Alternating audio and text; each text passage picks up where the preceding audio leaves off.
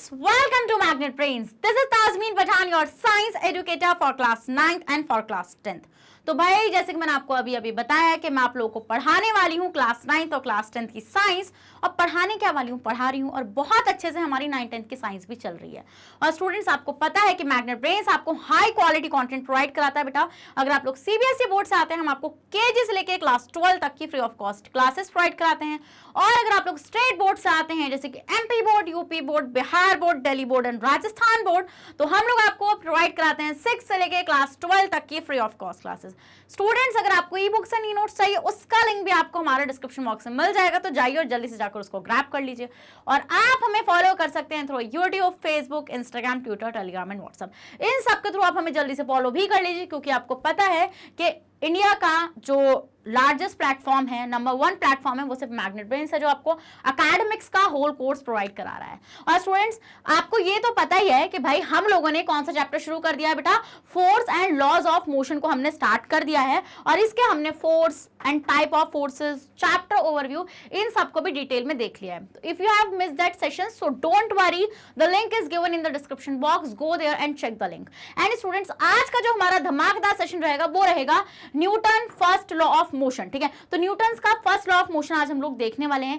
क्या था न्यूटन का लॉ? ठीक है, आपको पता है sir Isaac Newton was the greatest of all, मतलब कि जितने भी साइंटिस्ट थे उसमें न्यूटन का बहुत बड़ा हाथ रहा है। उन्होंने बहुत सारी चीजों के बारे में मतलब कि बात की है। ठीक है, जैसे ग्रेविटेशन का कॉन्सेप्ट भी उनकी वजह से था। ठीक है, अब न्यूटन का फर्स्ट लॉ ऑफ मोशन क्या कहता है? देखो, आपको ये चीज पता है कि मोशन क्या है ना। इफ समथिंग, कि अगर कोई अपनी स्टेट चेंज कर रहा है, मान लो मैं यहां पर खड़ी हूं, ये मेरा रेफरेंस पॉइंट है, अगर मैं यहां से हटके कहीं और चली गई तो मतलब मैंने मोशन किया, फॉर श्योर मैंने मोशन किया। अब न्यूटन का क्या लॉ आया है यहाँ पे? देखो, ये जो न्यूटन के लॉज है ना, जो फर्स्ट लॉ, सेकंड लॉ, ये जो फर्स्ट लॉ है, ये एक मोशन और एक फोर्स के बीच में एक रिलेशनशिप को स्टैब्लिश करता है। ठीक है, तो धीरे धीरे हम इस सेशन के एंड तक ये चीज जरूर सीख जाएंगे न्यूटन का फर्स्ट लॉ ऑफ मोशन कहता क्या है। ठीक है, इसको लॉ ऑफ इनर्शिया भी बोला जाता है बेटा, क्योंकि यहाँ पर इनर्शिया के बारे में भी बात की गई है। इनर्शिया क्या है ये भी आपको इस सेशन के एंड में पता चलेगा। सो भाई, विदाउट एनी फर्दर डिले शुरू कर रहे हैं आज का धमाकेदार सेशन, जिसके अंदर क्या डिस्कस करने जा रहे हैं, न्यूटन फर्स्ट, कोई Newton first law of motion भी बोलते हैं। देखिए, न्यूटन जो थे student, Newton sir Isaac Newton was a great scientist. Gravity का कॉन्सेप्ट भी उनकी वजह से आया था। उन्होंने एप्पल जो नीचे गिरता हुआ देखा, उन्होंने देखा नीचे क्यों गिरा, ऊपर क्यों नहीं गया, वहीं से ग्रेविटी आई थी कहीं ना कहीं। डोंट वरी, सब चीजें पढ़ाई जाएंगी स्टूडेंट। तो न्यूटन ने 3 लॉज दिए थे मोशन के, तो उसमें से Newton first law of motion आज हम लोग यहाँ पर देखने वाले हैं। तो Newton first law of motion, पहली बात तो लॉज ऑफ मोशन क्या आपस में बताते हैं स्टूडेंट। लॉज ऑफ मोशन एक रिलेशनशिप एस्टैब्लिश करते हैं between the force and the motion of the object. क्या हम ये देखते हैं कि Newton has given 3 laws to describe the motion of bodies. Newton ने 3 लॉज दिए थे किसी भी बॉडी के मोशन को डिस्क्राइब करने के लिए। दीज लॉज, इन लॉज को स्टूडेंट्स हम लोग क्या बोलते हैं बेटा? इन लॉज को हम लोग बोलते हैं आपका क्या, Newton's law of motion. The Newton's law of motion give a precise definition of, इसने हमें एक प्रिसाइज डेफिनेशन दी किसकी, फोर्स की, और एक रिलेशनशिप को स्टैब्लिश किया between the force applied on a body and the state of motion acquired by it. तो हमने देखा कि जब आप किसी बॉडी पर फोर्स लगाओगे तो वो जो बॉडी है वो किस तरीके से मोशन करेगी, ये जो पूरा रिलेशनशिप एस्टैब्लिश हुआ है स्टूडेंट, वो न्यूटन ने ही किया था और इन लॉज के थ्रू किया था। तो according to Newton first law, देखो न्यूटन का फर्स्ट लॉ कितना आसान है, ध्यान से सुनो। न्यूटन का फर्स्ट लॉ कहता है अगर कोई बॉडी रेस्ट पे है तो वो रेस्ट पर ही रहेगी, अगर कोई बॉडी मोशन में है तो वो मोशन में ही रहेगी, जब तक उस पर कोई एक्सटर्नल फोर्स अप्लाई नहीं होगा। इट मीन्स कि अगर मैं यहां पर खड़ी हूं तो मैं यहीं पर ही खड़ी रहूंगी। मैं रेस्ट पर हूं ना, इस टाइम पे मैं रेस्ट पर हूं, अभी मैं खड़ी हूं, मैं रेस्ट पर हूं, तो मैं रेस्ट पर ही रहूंगी जब तक कोई आके मुझ पर ऐसे एक्सटर्नल फोर्स ना लगाए, जब तक मैं मोशन में नहीं जा सकती। या अगर कोई मोशन में है कोई चीज, तो वो मोशन में ही रहेगी जब तक उस पर कोई एक्सटर्नल फोर्स अप्लाई नहीं होगी। It means according to Newton first law of motion, a body at rest will remain at rest and a body in motion will continue in motion in a straight line with a uniform speed unless it is compelled by an external force to change its state of rest or uniform motion। तो आप अगर किसी rest state, मान लो कोई body rest में पड़ी है तो वो रेस्ट में रहने वाली जब तक कोई इस पर एक्सटर्नल फोर्स अप्लाई नहीं होगी, और अगर एक्सटर्नल फोर्स अप्लाई ही नहीं होगी तो बॉडी मोशन में कैसे जाएगी, बॉडी मोशन में नहीं जा पाएगी। फिर स्टूडेंट हम लोग यहाँ पे क्या चीज ऑब्जर्व करते हैं कि अगर आपकी कोई बॉडी मोशन में है तो वो एज इट इज मोशन में ही रहती है। क्या, अगर आपकी कोई बॉडी मोशन में है तो आपकी एज इट इज मोशन में ही रहती है बेटा, जब तक आप उसको एक्सटर्नल फोर्स लगा के उसको ना रोक दो। This is the first law of motion, जिसको हम Newton's first law of motion भी बोलते हैं। क्या चमका?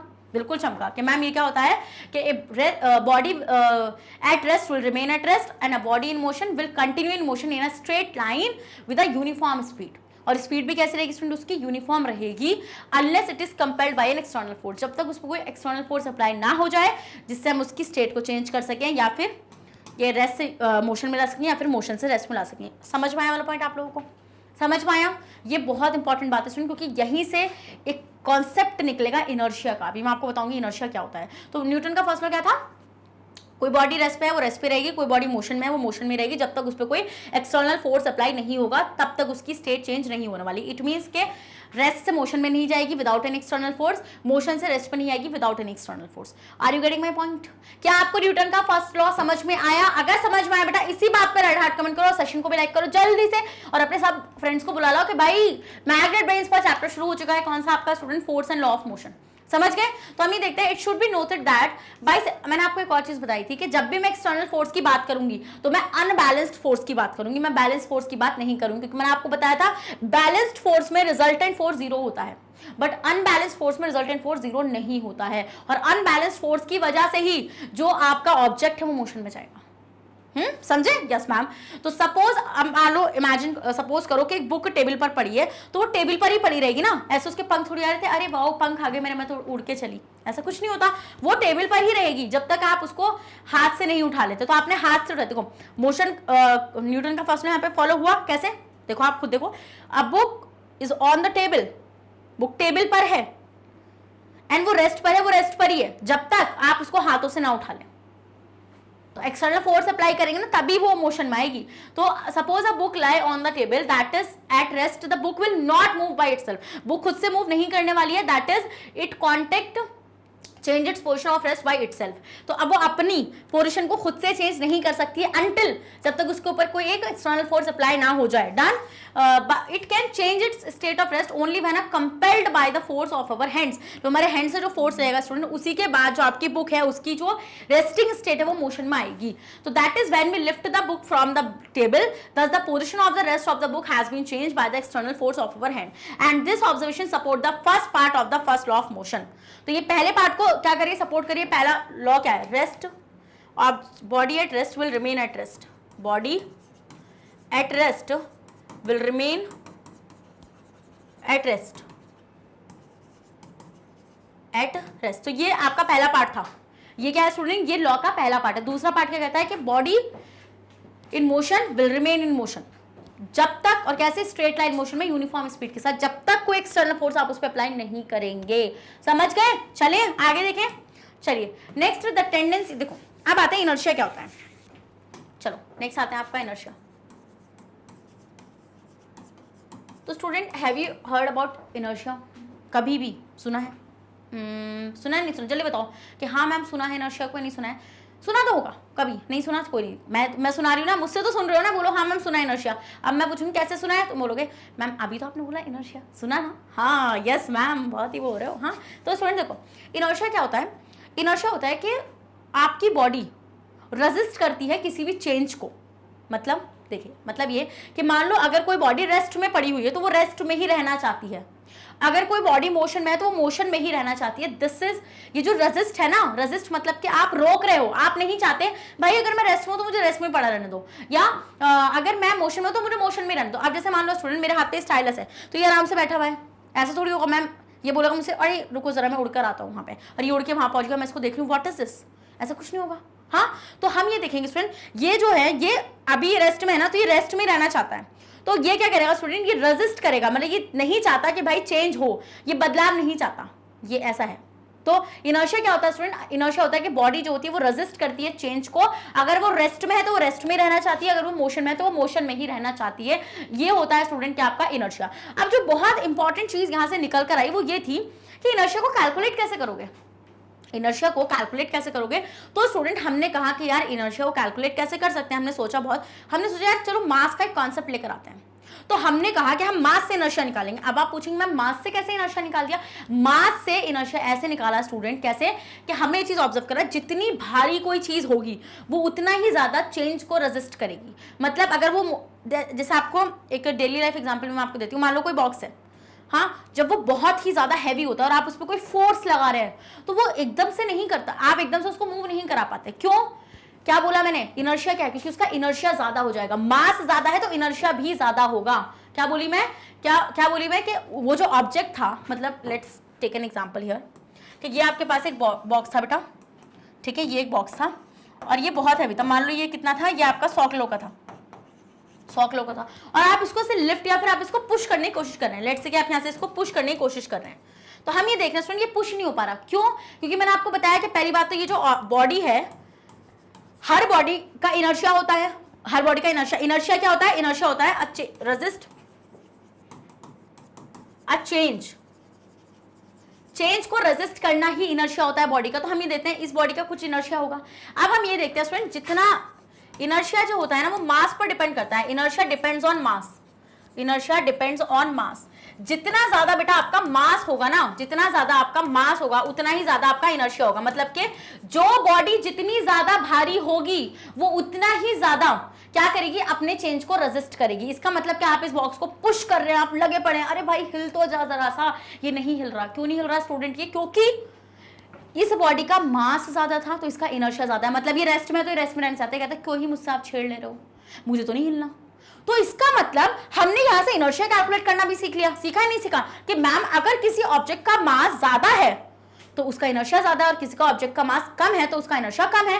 अब एक एग्जांपल लेते हैं स्टूडेंट हम लोग यहाँ पे कि लेट्स से कि आपके पास एक पत्थर है और आपके पास एक क्या है, एक फेदर है या कुछ भी, बॉल ले लो, वो बच्चों की प्लास्टिक वाली बॉल नहीं आती, उसको ले लो। Okay done. तो आपने एक चीज ऑब्जर्व करोगे, अब मैं आपसे पूछूंगी उस स्टोन और इस प्लास्टिक बॉल में से किसका इनर्शिया ज्यादा होगा, या मतलब कि कौन इजीली मूव कर जाएगा। तो अब आप बोलेंगे मैम इनर्शिया होगा पत्थर का ज्यादा। अब आप बोलेंगे क्यों? क्योंकि मैम इनर्शिया पत्थर का इसलिए ज्यादा होगा क्योंकि उसका मास ज्यादा होगा। अब अगर मास ज्यादा होगा तो वो पत्थर अगर रेस्ट में है तो वो रेस्ट में रहना चाह रहा है, तो मतलब कि वो ज्यादा रेजिस्ट करेगा, उस चेंज को ज्यादा रोकने की कोशिश करेगा, तो आपको ज्यादा फोर्स लगानी पड़ेगी। इसका मतलब हम यहां से इनर्शिया फोर्स में रिलेशनशिप बिठा पा रहे हैं या नहीं बिठा पा रहे हैं? अब हाँ बिठा तो पा रहे हैं। कैसे कैसे बताओ? जितना ज्यादा इनर्शिया उतनी ज्यादा आपको फोर्स लगानी पड़ेगी, क्योंकि कोई बॉडी जितना ज्यादा रोकने की कोशिश करेगी आपको उतना ही फोर्स वहां पे लगाना पड़ेगा। तो यहां से हमने इनर्शिया फोर्स का रिलेशनशिप निकाला या नहीं निकाला? तो बताओ न्यूटन का पहला लॉ कहीं ना कहीं, मैंने बोला क्या था, न्यूटन के लॉज बता रहे हैं कि अगर आप किसी बॉडी पर फोर्स लगाओगे तो वो बॉडी मोशन कैसे करेगी, यही तो था। तो कहीं ना कहीं यहां से मैम फोर्स का रिलेशनशिप भी स्टैब्लिश हो ही जाएगा। और सेकंड लॉ ऑफ मोशन तो आप देखोगे पूरा रिलेशनशिप भी स्टैब्लिश करके मानेगा यहाँ पे। तो हम ये देखते हैं स्टूडेंट, जितना ज्यादा इनर्शिया उतनी ही ज्यादा आपको फोर्स लगानी पड़ेगी। हाँ उतनी ही ज्यादा आपको फोर्स लगानी पड़ेगी। समझ रहे हैं अभी वाला पॉइंट मेरा? नहीं समझ रहे हैं? जल्दी से बताइए। पहले आप अपने का स्क्रीनशॉट लीजिए। ले लिया? अब आप देखो यहाँ पे जरा। तो the tendency of a body remain at rest और if moving to continue moving in a straight line is called inertia. मैंने बताया अगर कोई बॉडी मोशन में तो कहेगी भाई मोशन में ही रहने दो, अगर कोई बॉडी रेस्ट पे तो कहेगी भाई रेस्ट पे रहने दो। मतलब वो ये बोलेगी, वो मतलब कि वो अपने चेंज को रेजिस्ट करेगी। Newton first law recognise that everybody has some inertia. तो न्यूटन का पहला लॉ यही रिकॉग्नाइज करता है कि हर बॉडी का कुछ ना कुछ इनर्शिया जरूर होता है। Inertia is a property of a body due to which it resist a change in its state of rest और ऑफ यूनिफॉर्म मोशन। अगर वो रेस्ट में तो रेस्ट में रहना चाहती है, अगर आप उसको छोड़ोगे वो कहेगी please don't do this to me, वो ऐसे बोलेगी आपसे। ओके तो greater the inertia of the body greater will be the force required to bring a change in its state of a rest और ऑफ यूनिफॉर्म मोशन। अब आपको ये तो समझ में आ गया कि मैम कैसे इनर्शिया ज्यादा होने से फोर्स ज्यादा लगेगी, क्योंकि इनर्शिया को हमने मेजर कैसे किया? मास से। मास जितना ज्यादा किसी ऑब्जेक्ट का होगा उतना ही ज्यादा क्या वो ऑब्जेक्ट इनर्शिया लगाएगी, उसका इनर्शिया ज्यादा होगा ना, वो उतना ही रेजिस्ट करेगी अपने चेंज को। वो कहेगी अगर मैं मोशन में हूं तो क्यों ही आपको रोकना है मुझे, क्यों ही रोकना चाह रहे हो मुझे। हाँ अगर मान लो मैं यहाँ खड़ी हूँ तो मैं खड़ी हूँ ना, मजे से बैठी हूँ। आपने ये चीज अपने डेली लाइफ में भी ऑब्जर्व करोगे, तो मैं आपको बताती हूँ। हर बॉडी का नशा होगा। आप मान लो आप बेड पे पड़े हो, आप आराम से मूवी देख रहे हो, सब कुछ कर रहे हो, आपको कोई बोलते बेटा पानी ला के देना, मतलब आपको कोई और तो कर, मम्मी पापा बोलेंगे तो ला के देना पड़ेगा। अगर बहन भाई बोल दे जो साथ के हैं, सिबलिंग्स हैं, तो आप बोलेंगे उठ के खुद ले लो, ये बोलोगे ना, चलो उठो और खुद लो, है ना, आप ऐसे बोलने वाले, क्योंकि आप चाहते हो भैया आप आराम से पढ़ो, आप आराम से पढ़े रहो। जब तक वो एक्सटर्नल फोर्स ना आ जाए, जब तक आपकी बहन ये ना आपके कान पकड़ के ना बोल दे पानी ला के दो, तो वो एक्सटर्नल फोर्स आपको धक्का ना दे चलो पानी ला के दो, तो मतलब हर बॉडी कहीं ना कहीं क्या कर रही है, अपने चेंज को रेजिस्ट कर रही है, वो नहीं चाहती। मान लो अगर आप आराम से बेड पे पड़े हो तो आप नहीं उठना चाह रहे हैं ना, तो हर बॉडी का कुछ ना कुछ इनर्शिया होता है। समझ गए? Yes ma'am. तो mass is the measure of the inertia of a body. तो साइंटिस्ट ने यही चीज सोची कि अब इनर्शिया इतना आ चुका है, इनर्शिया तो इनर्शिया को कैलकुलेट कैसे करोगे? इनर्शिया को कैलकुलेट करोगे उस बॉडी के मास से। किससे कैलकुलेट करोगे स्टूडेंट? उस बॉडी के मास से आप इनर्शिया को कैलकुलेट करोगे। समझ गए? Next, if a body has more mass, देखो ये बोल रहे हैं अगर किसी बॉडी का मास ज्यादा है तो it has a more inertia, तो उसका इनर्शिया भी ज्यादा होगा क्योंकि वो उतना ही ज्यादा उस चेंज को रेजिस्ट करने वाली है। तो this is heavier, that is heavier object have more inertia than a lighter object. तो हम यहाँ से ये चीज ऑब्जर्व कर पा रहे हैं कि जैसे एग्जांपल में क्या लूँ मैं, मेरे पास तो स्टाइलस ही है सिर्फ, और लेट्स से ये रिंग ले लेते हैं, ओके मेरी। तो आप देखो ये रिंग है और ये स्टाइलस है, तो किसका मास ज्यादा होगा आपके अकॉर्डिंग? किसका ज्यादा होगा? अब आप बोलेंगे मैम स्टाइलस का। तो इनर्शिया किसका ज्यादा होगा? स्टाइलस का। मतलब स्टाइलस ज्यादा रेजिस्ट को चेंज मतलब के चेंज को रेजिस्ट करेगा, और रिंग आप इजिली वो नहीं कर पाएगी इतना क्योंकि वो लाइटर है वेट में। तो फॉर एग्जांपल, जैसे एग्जांपल दे रखा है, एक स्टोन होता है पत्थर, हैज अ ग्रेटर इनर्शिया, इसका ग्रेटर इनर्शिया है देन अ फुटबॉल से। क्यों? क्योंकि स्टोन का मास ज्यादा है। क्योंकि स्टूडेंट हम यहाँ पे क्या देखेंगे कि जो आपका स्टोन है उसका मास ज्यादा है, और स्टोन का मास ज्यादा होने की वजह से हम क्या देखेंगे, इसका इनर्शिया ज्यादा हो जाएगा। आपको पता है न्यूटन के फर्स्ट लॉ को लॉ ऑफ इनर्शिया भी बोला जाता है, क्योंकि इतना इनर्शिया हमने कर दिया। हाँ, फिर स्टूडेंट आपकी जो फुटबॉल है, जो आपकी फुटबॉल है उसका मास कम है, और अगर उसका मास कम है स्टूडेंट तो उसका इनर्शिया भी कम हो जाएगा। तो it will not move because of high inertia, but if we kick a football, अगर आप पत्थर को किक करोगे तो आप देखोगे स्टोन नहीं मूव करेगा क्योंकि उसका इनर्शिया हाई है। बट अगर आप देखो, अब आप एक चीज ऑब्जर्व करो, आपने स्टोन को हिट किया तो वो हिट क्या था? आपने पैर से मारा ना उसको, तो वो पैर से आपने फुट वाली जो है वो फोर्स ही तो लगाई। तो इनर्शिया क्या होता है बॉडी का, कि आपका जो बॉडी है वो चेंज को रेजिस्ट करेगा। क्या वो अब चेंज कैसा आ सकता है? फोर्स अप्लाई करने से। चेंज तो फोर्स अप्लाई करने से आएगा ना। तो आप अगर उसी सेम फोर्स से क्या करोगे, आप अगर फुटबॉल को किक करोगे तो वो इजीली मूव कर जाएगा। It will move along a way that does a stone resist a change in its state better than a football does. So a stone has a more inertia than football. Similarly a cricket ball, अब एक cricket ball की बात करेंगे student और एक rubber ball की बात करेंगे, तो क्रिकेट बॉल का इनर्शिया क्यों ज्यादा होने वाला है? वो रेजिस्ट क्यों करेगा चेंज को? क्योंकि उसका मास ज्यादा होगा, और अगर उसका मास ज्यादा होगा स्टूडेंट तो हम देखेंगे उसका इनर्शिया भी ज्यादा हो जाएगा रबर बॉल से। अब आपको क्वेश्चन किस तरीके से फंसा सकते हैं, पहले आप इतने का स्क्रीनशॉट ले लो। आपको क्वेश्चन इस तरीके से फंसाया जा सकता है कि जैसे कि आपको कोई क्वेश्चन बना के दे देंगे और आपसे पूछ लेंगे कौन सी चीज का इनर्शिया ज्यादा होगा। मान लो आपको बोलेंगे कि 250 न्यूटन ये है, 50 न्यूटन ये है, अब आप बताओ इनर्शिया किसका ज्यादा होगा। अब तो आप इजीली कर लोगे इनर्शिया। आप बोल दे रहा आ जाओ जरा इनर्शिया पे क्वेश्चन ले आओ जरा, अब हम बताते हैं आपको कि इनर्शिया क्या होता है। हाँ, अब तो मेरे बच्चे यही करने वाले हैं। हाँ चले, a cricket ball has more inertia because it has a more mass, it is quite heavy. वो थोड़ा सा क्या हो जाएगा स्टूडेंट, आपका हैवी हो जाएगा। अ rubber ball has less inertia because it has a less mass. Thus हम यहाँ से क्या कंक्लूड कर पा रहे हैं कि जो इनर्शिया होता है बॉडी का वो उसके मास पर ही डिपेंड करता है। अब देखो आगे ना एक क्वेश्चन यहाँ पे, अब देखते हैं जरा एक वाला मतलब example. If a body has a mass of 1 kilogram and another body has a mass of 20 kilograms. एक बॉडी है जिसमें एक का मास है 1 किलोग्राम और दूसरे का है 20 किलो, तो देन द बॉडी हैविंग, अब आप बताओ मुझे इनर्शिया किसका ज्यादा होगा? इनर्शिया किसका ज्यादा होगा? इनर्शिया में आपने बोला कि 1 kg आपके पास एक बॉडी है और एक है 20 kg की बॉडी, तो अब मेरे को बताओ इनर्शिया किसका होता है। अब आप लगाओगे अपना क्या पूरा कॉन्सेप्ट। अब आप बोलोगे मैम ने हमें एक चीज बताई थी कि जो इनर्शिया होता है वो मास पर डिपेंड करता है। क्या? Inertia depends on mass. Inertia depends on मास। किस पर डिपेंड करता है बेटा आपका इनर्शिया? इनर्शिया आपका मास पर डिपेंड करता है। तो मास पर डिपेंड करने का मतलब क्या हो जाएगा कि जितना ज्यादा इनर्शिया जितना ज्यादा होगा, मतलब कि मास जितना ज्यादा होगा उतना ही ज्यादा इनर्शिया होने वाला है। बिल्कुल यस मैम, बिल्कुल जितना ज्यादा आपका मास होगा स्टूडेंट उतना ही ज्यादा आपका इनर्शिया होने वाला है। तो इसका मतलब मैम यहाँ पर ये जो आपने एग्जांपल सेट किया है ये 1 kg है और यहाँ पर 20 kg है, तो 20 kg वाले का मास ज्यादा है, तो मतलब कि मैम इनर्शिया किसका ज्यादा होगा बेटा? इनर्शिया ज्यादा हो जाएगा आपका 20 kg वाली बॉडी का। सो 20 kilogram mass will have a more inertia. तो इसका मतलब क्या, 20 kg वाली बॉडी को इजिली लिफ्ट नहीं कर पाएंगे या इजिली मूव नहीं करा पाएंगे क्योंकि वो उस चेंज को रेजिस्ट करने की कोशिश ज्यादा करेगा। To move a body of a mass of 1 kg by pushing it. तो अब आपको ये तो पता ही है 1 किलोग्राम तो आराम से उठा लेते हो, बट 20 किलो क्यों नहीं उठा पाते आराम से? क्योंकि मास ज्यादा है, वो अपने चेंज को रेजिस्ट कर रहा है वहां पे। हाँ, but it is much more difficult to move a body of 20 kilograms by pushing it because it is a very high inertia. क्या आपको इनर्शिया चमका? अगर आपको इनर्शिया चमका है ना बेटा तो मैं सच बोल रही हूँ मेरी मेहनत कामयाब हो जाएगी न्यूटन के पहले लॉ की।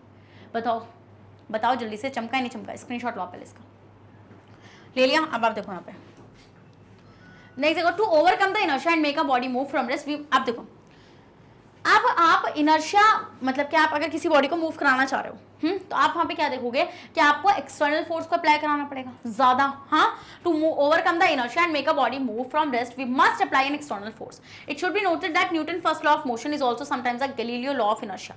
तो इसको मैंने आपको बोला था ना कि इसको हम लॉ ऑफ इनर्शिया भी बोलते हैं।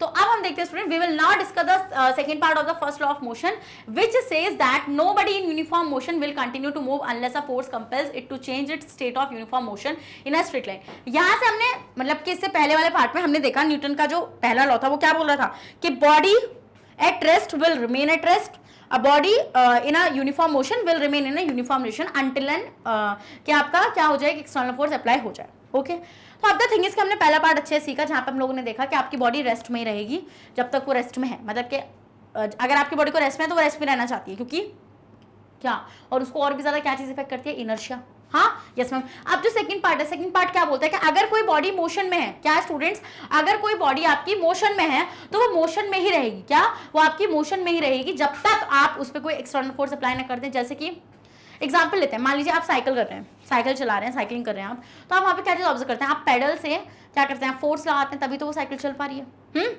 Yes ma'am. अब आप पैडलिंग करना बंद कर दो, मत करो, पैडलिंग करना बंद करो, तो बिल्कुल कोई जरूरत नहीं है पैडलिंग वगैरह करने की स्टूडेंट।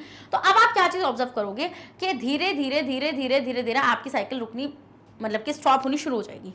यही होगा, होगा नहीं होगा, ये बताओ मुझे आप। हाँ, तो अब हम देखते हैं यहाँ पे, अभी आपको समझ में आएगा यहाँ पे कि first sight would appear to be wrong that the body move at a uniform speed in a straight line will continue to move for ever without coming to rest. देखो ऐसा तो बहुत ही मुश्किल है ना कि अगर कोई मूविंग बॉडी मूव कर रही है तो वो कभी रेस्ट पे नहीं आएगी, वो बिल्कुल आएगी रेस्ट पे। मैंने क्या बोला था, एक्सटर्नल फोर्स से।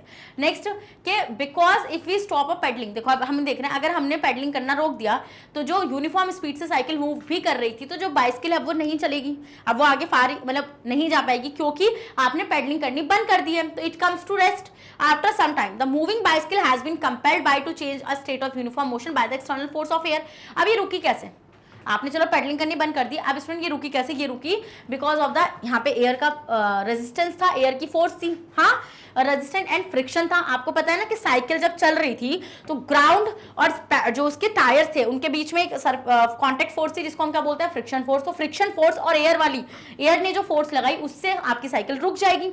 हाँ, तो न्यूटन का जो सेकंड पार्ट है, मतलब लॉ का जो सेकंड पार्ट है, आप जब ही बोल सकते हैं कि motion will be in motion जब तक उस पर उसको कोई रेजिस्ट ना करे, मतलब कि कोई ऐसे एक्सटर्नल फोर्स ना आ जाए जो उसको रोक दे। तो हम ये बोलते हैं कि आपकी साइकिल कब नहीं रुकेगी, आपकी साइकिल तब नहीं रुकेगी जब विंड की जो फोर्स है वो उसको रेजिस्ट ना करे, एयर की जो फोर्स है उसको रेजिस्ट ना करे, या फिर फ्रिक्शन फोर्स वहां पे ना हो, तभी आपका जो मोशन में जो ऑब्जेक्ट है वो मोशन में ही रहेगा।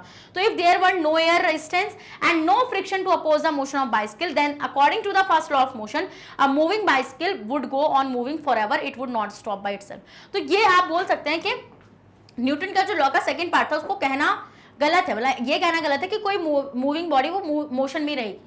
क्या कोई मतलब कि मूविंग बॉडी वो मूविंग ही रहेगी, तो ये तो देखो नहीं होता ना जनरली। आप देख रहे हो यहाँ पे कि first sight it would be appear to be wrong, हमें लग रही है कि अपीयर टू बी रॉन्ग है that a body moving at a moving in a straight line क्या हो जाएगा स्टूडेंट, वो आपकी मोशन में रहेगी। देखो वो मोशन में तब तक ही रह सकती है जब तक आप क्या खत्म कर दोगे, अगर आपने एयर का रेजिस्टेंस खत्म कर दिया, अगर आपने फ्रिक्शन फोर्स खत्म कर दी, तभी तो वो मूविंग वाली जो बॉडी है वो मोशन में रहने वाली है। बट कैसा पॉसिबल होता है, कैसा होता है कि फ्रिक्शन फोर्स खत्म हो गई हो, नहीं होता। कैसा होता है कि एयर अपना रेजिस्टेंस नहीं करेगी, नहीं होता। तो इसका मतलब मैम हम यहाँ से क्या चीज ऑब्जर्व कर रहे हैं कि some everyday observation which are based on the property of inertia of a body resist a change in its state of motion. अब हम देखेंगे स्टूडेंट, क्या आपने देख लिया कि मोशन लॉ ऑफ मोशन जो है, फर्स्ट लॉ ऑफ मोशन जो है क्या बोलता है न्यूटन कि रेस्ट वाली बॉडी रेस्ट पर रहेगी, मोशन वाली बॉडी मोशन में रहेगी जब तक कोई उस पर एक्सटर्नल फोर्स अप्लाई ना हो जाए।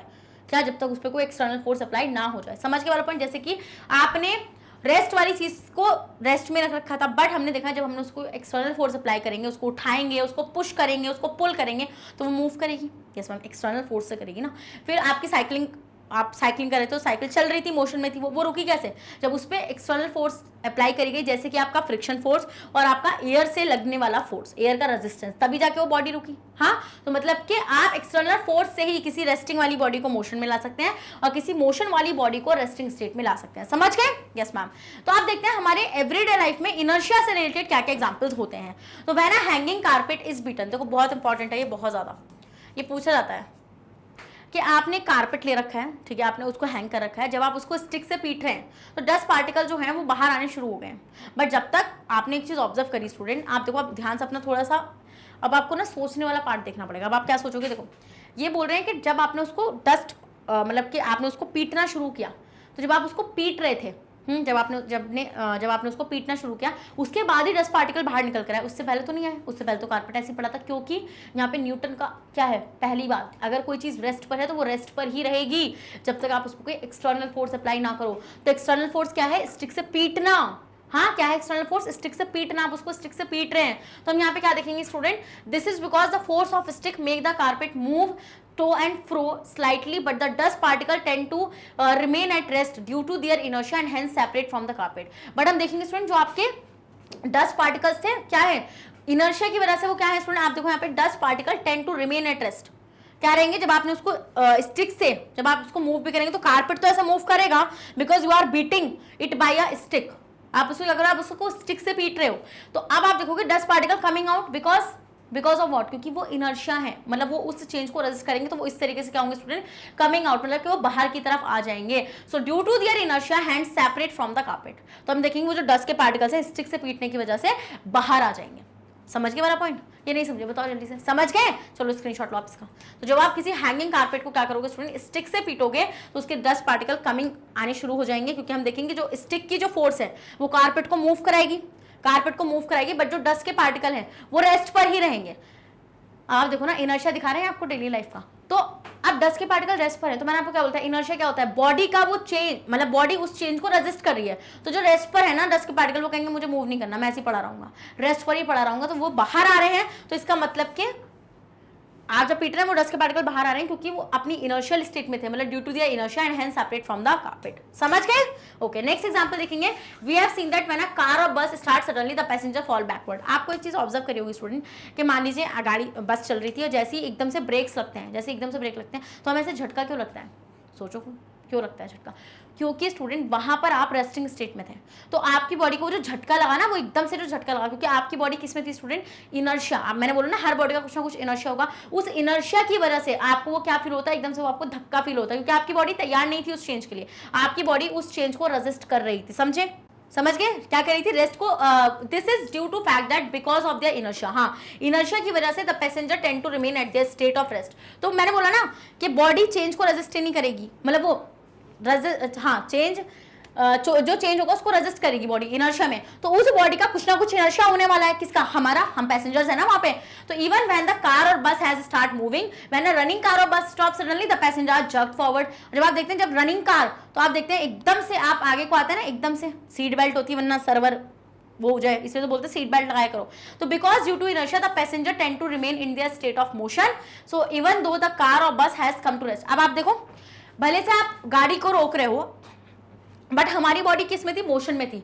हमारी बॉडी किस में थी स्टूडेंट? मोशन में थी। हमारी बॉडी अभी भी मोशन में रहना चाहती है, इसलिए एकदम से आप आगे को आते हैं, क्योंकि मैंने बताया ना हर बॉडी का इनर्शिया होगा। तो अगर आप गाड़ी को रोक भी रहे हैं तो वो कहेगी भाई मोशन में रहने दो ना प्लीज, कोई वो रेजिस्ट करेगी उस चेंज को, जब तो आपको आगे को धक्का फील होगा। समझ गए नहीं समझ गए? और देखो, जब सडनली वो स्टार्ट करेगी चलना, जब कोई गाड़ी चलना सडनली स्टार्ट करती है, तो आपको एक पीछे को ऐसे एक धक्का लगता नहीं ऐसे एक धक्का, क्यों? क्योंकि आप उस टाइम रेस्ट में थे, आपका तो रेस्ट में रहने तो क्यों ही आप कर रहे हो। तो आपका जो इनर्शिया है, आपको पता है ना हर बॉडी का कुछ ना कुछ इनर्शिया होता है, तो आपकी बॉडी रेजिस्ट करेगी उस मोशन वाले चेंज को। समझ रहे हो? ये नहीं समझ रहे हो? जल्दी से बताओ। नेक्स्ट आता है स्टूडेंट आपका सीट बेल्ट। आप देखो, अब कार्स में सीट बेल्ट इसलिए तो दी जाती हैं इनर्शिया वाले कॉन्सेप्ट की वजह से, so that if a fast running car stop suddenly due to some emergency then the passenger are not thrown forward violently and injury can be prevented. तो ऐसा ना हो जाए स्टूडेंट, जैसे सडनली मान लो कोई गाड़ी चल रही थी, सामने कुछ आ जाए तो एकदम से गाड़ी को रोकना पड़ेगा, और अगर गाड़ी को सडनली रोकना पड़ गया बेटा, तो आप एक बात बताओ, आपकी बॉडी तो इनर्शिया फॉलो कर रही है, हर बॉडी इनर्शिया फॉलो करती है, कोई भी बॉडी, मतलब ये नहीं कि ह्यूमन बॉडी, कोई भी ऑब्जेक्ट या बॉडी, एक ही वर्ड यूज होता है उसके लिए। तो हमारी जो बॉडी है वो इनर्शिया, हर बॉडी का कुछ ना कुछ इनर्शिया होता है, तो हमारा जो इनर्शिया है वो क्या करेगा, आपने गाड़ी रोकी, हमारी बॉडी अभी मोशन में थी, आप चल रहे थे तो आपकी बॉडी तैयार है, मोशन कर रही है आपकी बॉडी, तो उस टाइम पे आपकी बॉडी मोशन के लिए तैयार बैठी थी। बट एकदम से जब गाड़ी रुकी तो मोशन रुक गया, तो मोशन रुका तो गाड़ी स्टेट पर, मतलब कि जो आपकी बस थी वो रेस्ट पर आ गई, तो आपकी बॉडी ने उस चेंज को रेजिस्ट किया, कैसे, आगे को आके। बट सीट बेल्ट दी ही इसलिए जाती है कि क्योंकि इंजीनियर्स को पता है कि there is a concept called inertia, तो आपकी बॉडी इनर्शिया में रहेगी, तो इसका मतलब कि वो रेजिस्ट करेगी उस चेंज को। अगर आप गाड़ी रोकना चाह रहे हैं तो एकदम से आप आगे की तरफ आएंगे, तो ऐसा ना हो कि आगे की तरफ आप आए और सर आपका लग जाए। हाँ, तो इसलिए सीट बेल्ट बहुत ज्यादा इंपॉर्टेंट होती हैं स्टूडेंट्स, समझ गए।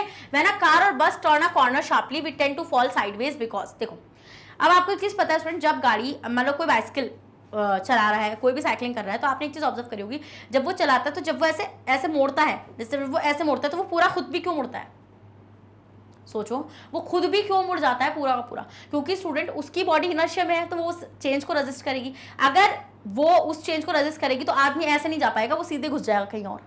तो इसका मतलब वो अपने आप को ऐसे साइड करके स्टूडेंट क्या करता है, अपनी बॉडी को उस मोशन के लिए क्या करता है, तैयार करता है, समझ गए।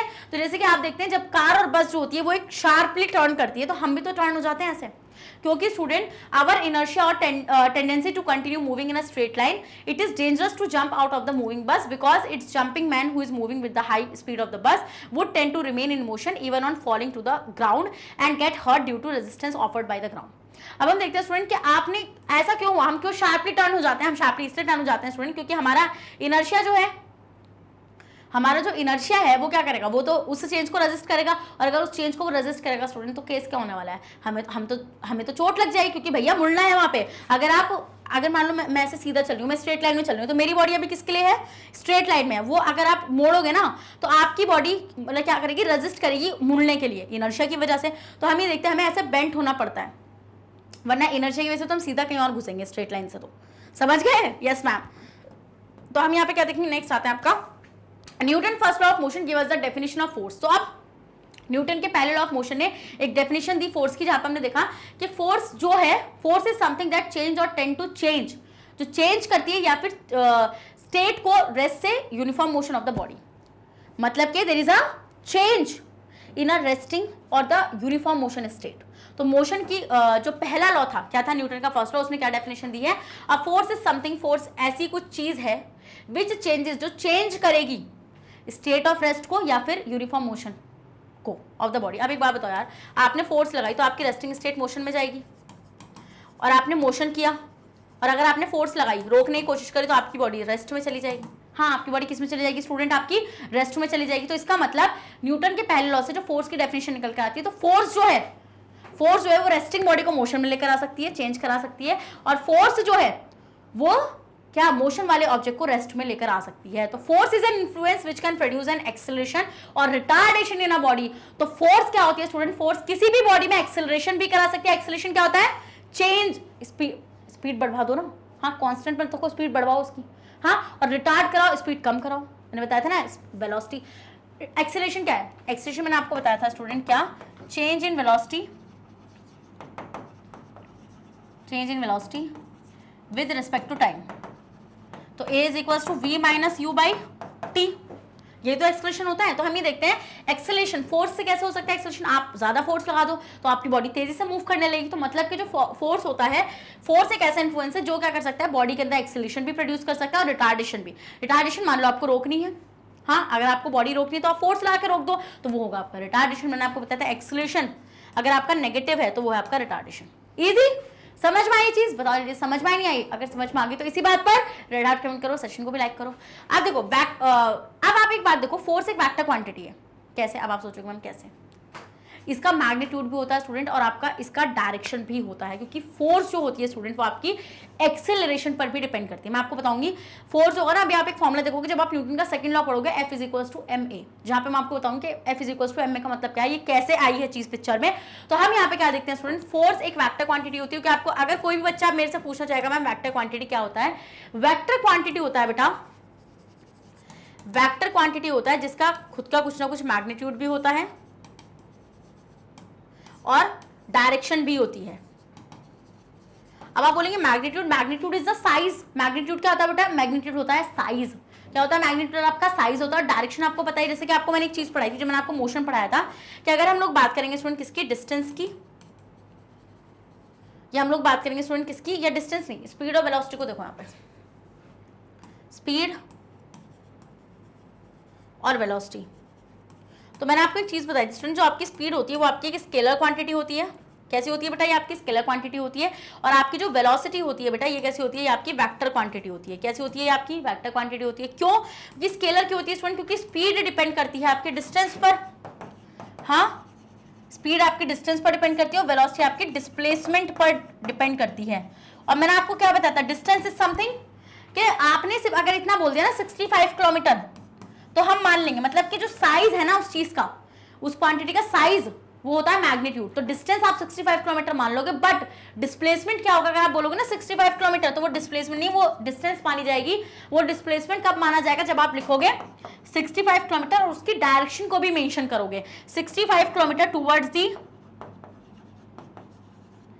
ईस्ट, या कुछ भी, कोई भी बेसिकली आप डायरेक्शन को मेंशन करोगे। तो हम यहाँ पे क्या देखते हैं स्टूडेंट, आपका फोर्स जो होता है आपका वो एक वेक्टर क्वांटिटी होता है, जिसका मैग्नीट्यूड भी होता है और जिसका क्या होता है बेटा, डायरेक्शन भी होती है। तो मतलब मैम हमने यहाँ से एक चीज कंक्लूड कर ली है, वो कंक्लूजन हमारा क्या है, वो ये है कि जो आपका न्यूटन का पहला लॉ है, Newton's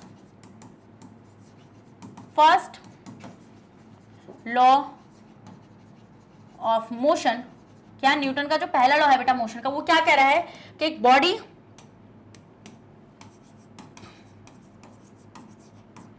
at rest will remain at rest, will remain at rest। हम ही देखते हैं स्टूडेंट, आपकी बॉडी जो है वो रेस्ट पर ही रहेगी, ठीक है, अगर वो रेस्ट पर है तो वो रेस्ट पर ही रहेगी। And a body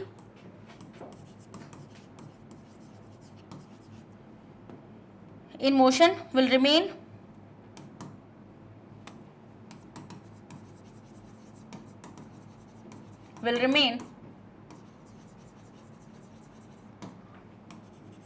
in uniform motion. और uniform motion in a straight line वाली बात है यहाँ पे, कौन सा, uniform motion in a straight line, in a straight line. और ये कब तक चेंज होगा स्टूडेंट, अंटिल क्या, until external force applied on it, until external force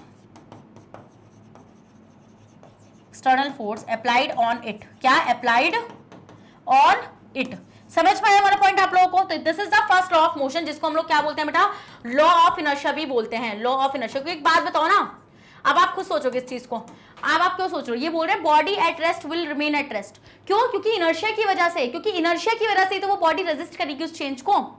हाँ, आपको पता है इनर्शिया क्या होता है बेटा, इनर्शिया होता है आपका क्या मैम, रेजिस्ट, ये क्या करेगी, resist a body, resist a change. मतलब कि अगर कोई बॉडी रेस्ट में है तो वो रेस्ट में रहेगी, मतलब कि body at rest will be at rest और in motion will be in motion, will be in motion. और कैसा मोशन स्टूडेंट, वो आपका स्ट्रेट लाइन मोशन। तो यही तो आपका इनर्शिया होता है, हम तो इसलिए तो हम लोग इसको लॉ ऑफ इनर्शिया बोलते हैं। अब इनर्शिया किस पर डिपेंड करता है, ये भी मैंने आपको सारी चीज सिखाई है। जैसे कि जो आपका इनर्शिया होता है बेटा, अगर मैं आपसे बोलूं कि इनर्शिया मैम कैसे हम कैलकुलेट कर सकते हैं, तो आप कैसे कैलकुलेट करोगे स्टूडेंट, इनर्शिया डिपेंड करता है, inertia depends on mass, inertia आपके मास पर डिपेंड करता है। तो मतलब कि जितना ज्यादा मास उतना ज्यादा इनर्शिया। और इनर्शिया वो चेंज है ना, मतलब कि इनर्शिया क्या है, इनर्शिया वो उस चेंज, इनर्शिया किसी भी चेंज को रेजिस्ट कर रहा है, बॉडी का कोई भी चेंज, अगर आप किसी बॉडी पे कोई चेंज कर रहे हो वो उस चेंज को रेजिस्ट करेगा, वही इनर्शिया है आपका। तो हम यहाँ पे क्या देखते हैं स्टूडेंट, मास और इनर्शिया, अगर मास ज्यादा होगा तो इनर्शिया ज्यादा होगा आपका। और यहाँ से हम एक चीज ऑब्जर्व करेंगे आपका, कि जितना ज्यादा आपका इनर्शिया होगा उतना ही ज्यादा स्टूडेंट यहाँ पे आपका फोर्स होगा। जैसे कि आप एक चीज ऑब्जर्व करेंगे, इसमें आपको यहाँ पे बहुत सारे स्क्रीनशॉट ले लो आप इसका, जैसे यहाँ पे मैंने आपको बहुत सारे एग्जाम्पल्स भी दिए। जैसे कि आप अगर साइकिलिंग करेंगे, जैसे आप साइकिलिंग करेंगे तो आप देखते हैं जो साइकिलर होता है, आप जो भी आप साइकिलिंग करें, तो अगर आपको ऐसे टर्न लेना होता है तो आप ऐसे मूव करेंगे, क्यों करेंगे, क्योंकि आपकी बॉडी में ना क्या बोला है कि मोशन में है, वो भी स्ट्रेट लाइन मोशन में है, क्या, स्ट्रेट लाइन मोशन में है आपकी body.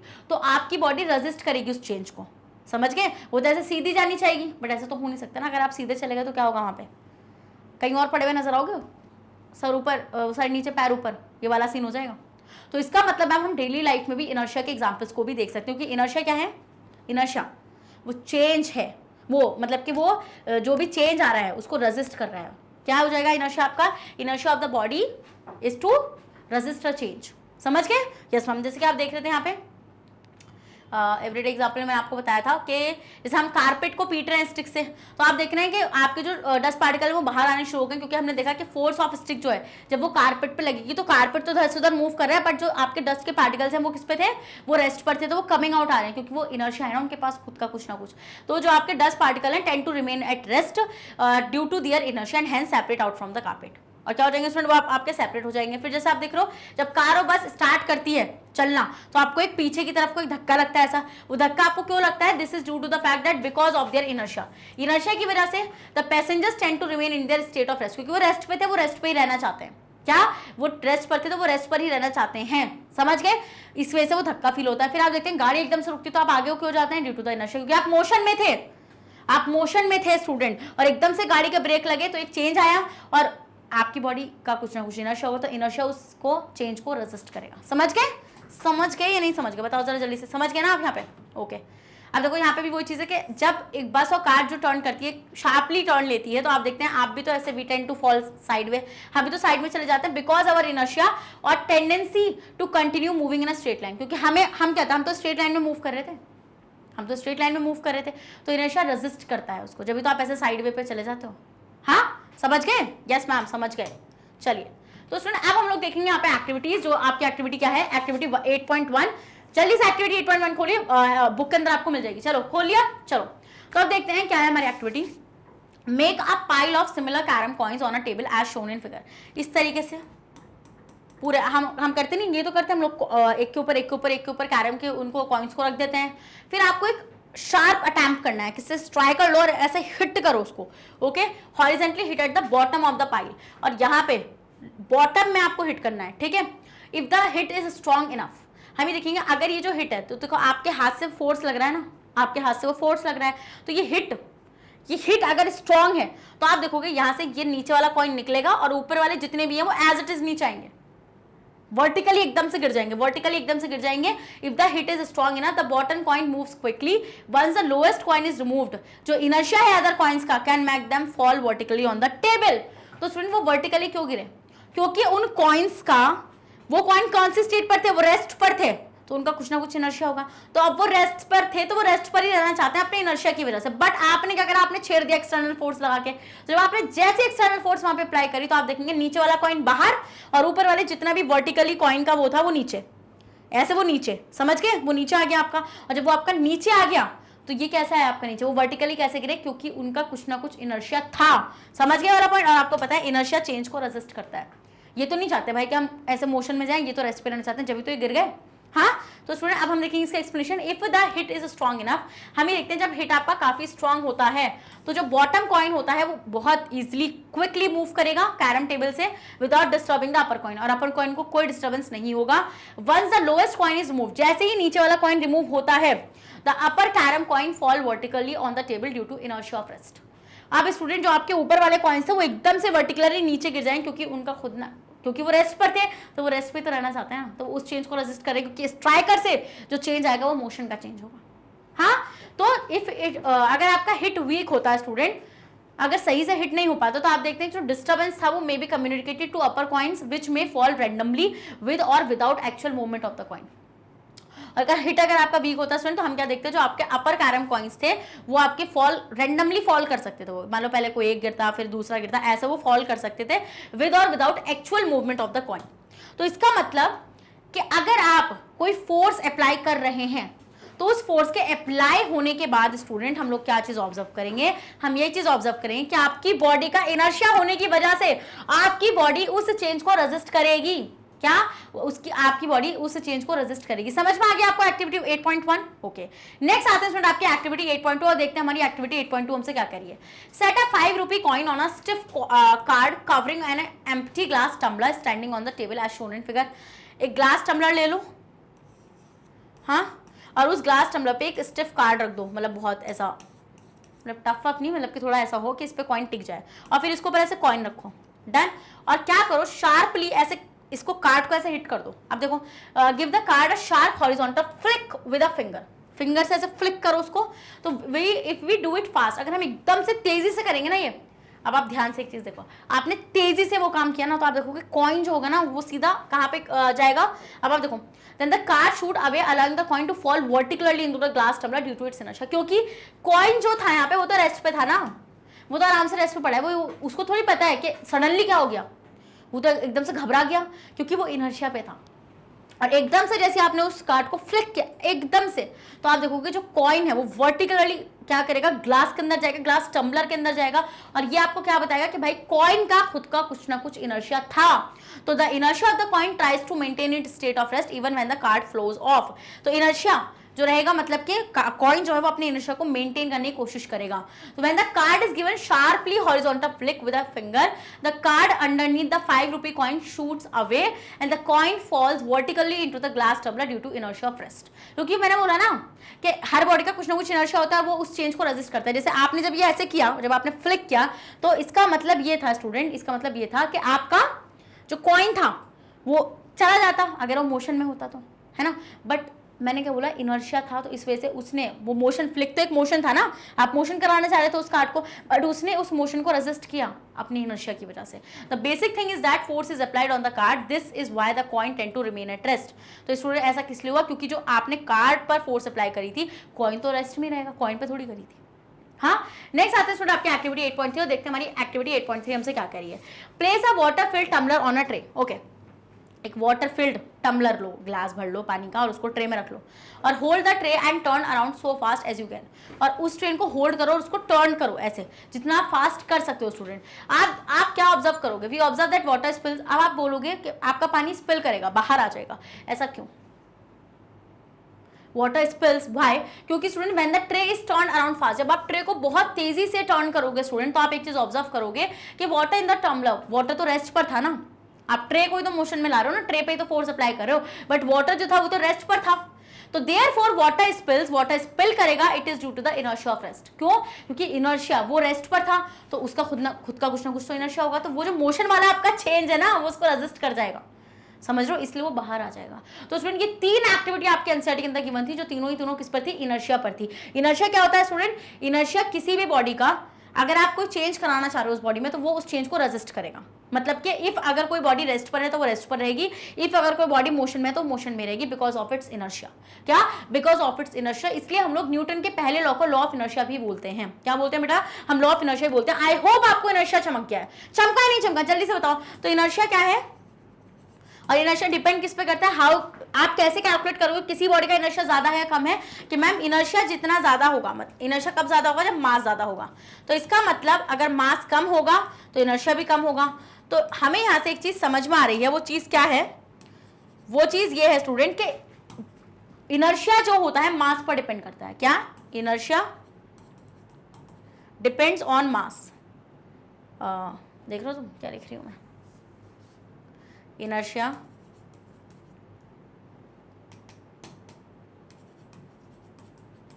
Depends on mass. Easy, समझ में आया? चलो स्क्रीनशॉट लो आप इसका। ले लिया?